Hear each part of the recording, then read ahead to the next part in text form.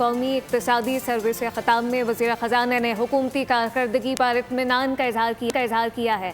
محمد اورنگزیب نے کہا کہ اندرونی بیرونی چیلنجز کے باوجود ملکی معیشت نے بہتر کارکردگی دکھائی جو کہ خوش آئین ہے۔ وزیر خزانہ نے مزید کہا کہ مشرق وسطیٰ کی صورتحال پیدا نہ ہوتی تو جی ڈی پی گروتھ 4% سے اوپر جاتی۔ ان کا کہنا تھا کہ پاکستانی معیشت کا حجم $452 ارب سے اوپر چلا گیا ہے۔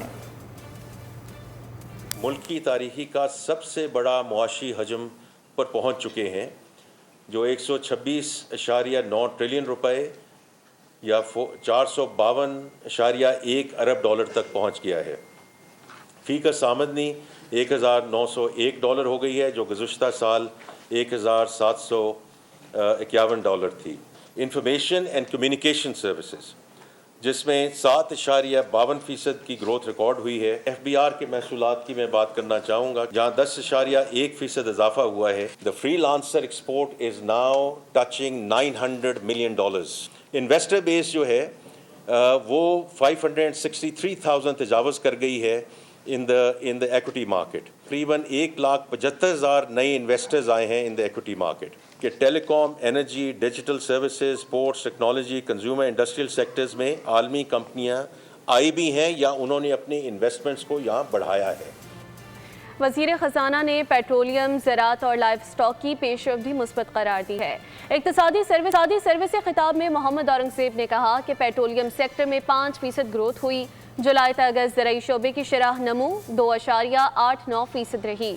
انہوں نے ڈیری اور لائف سٹاک کو بھی زرعی معیشت کا 60% حصہ قرار دیا۔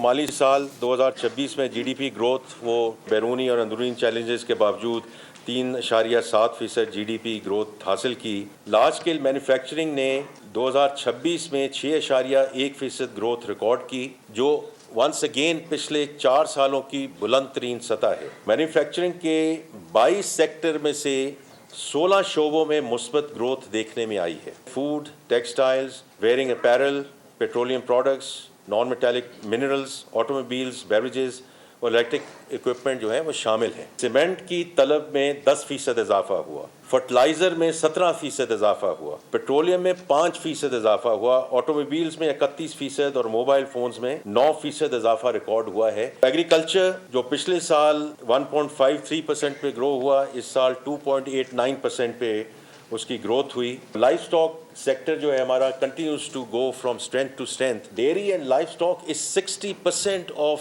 the agriculture GDP۔ سبسکرائب کریں اور بیل دبائیں تاکہ کوئی خبر رہ نہ جائے۔